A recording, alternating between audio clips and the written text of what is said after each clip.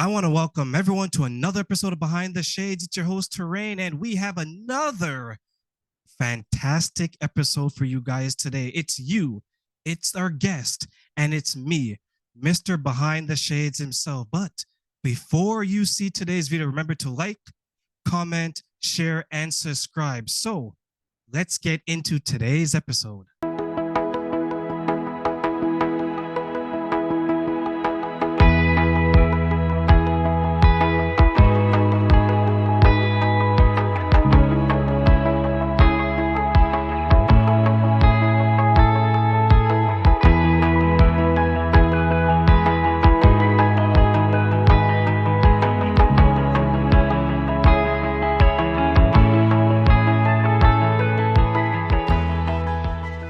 Finally left my second husband, but while I was doing that, and he was an alcoholic, and I actually came home and he had taken all the furniture and everything except my kids' beds and left me nothing on and was gone one day.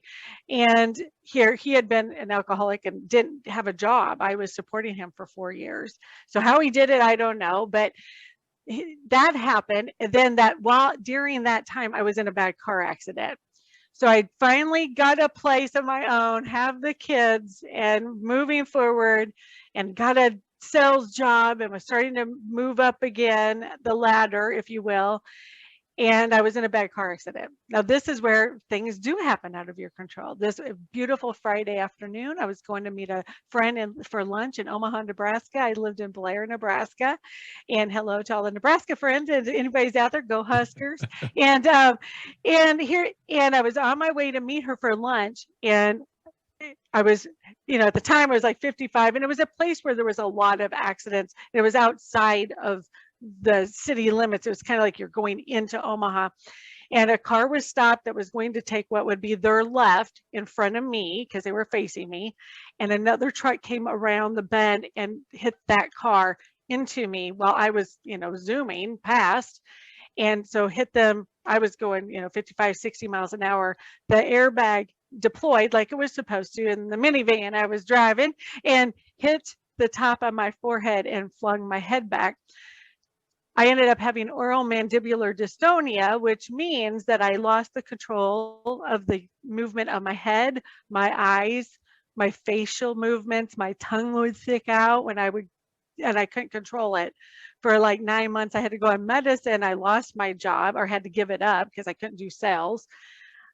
Was getting no child support, and now the church in that town was supporting me and my children, and I had to learn how to talk again correctly. I had physical therapy, speech therapy, and all the attorneys wanted me to have surgery, and I refused to do that because he was 21 years old, and he wasn't texting at the time. It wasn't that big back then, and he wasn't drinking. He was on his way home. He lived with his parents. It was just an accident, and he had a limit of his insurance. And I just kept thinking to myself, because at the time my kids were like 9, 10, 11, something like that, 10, 11, 12. And I kept thinking, well, when they start driving, what if this would happen to them?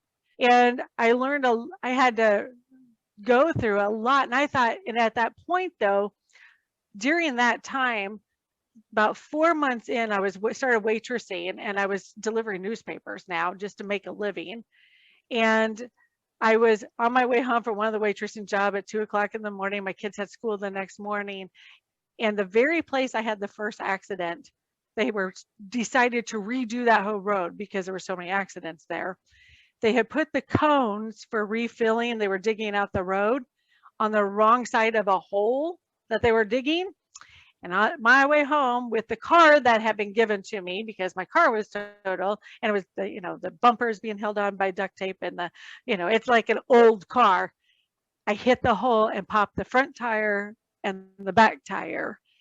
And that night, and I have no cell phone, and I'm crying now. It's 6 months in. I'm I still have all of this. I'm learning how to deal with it.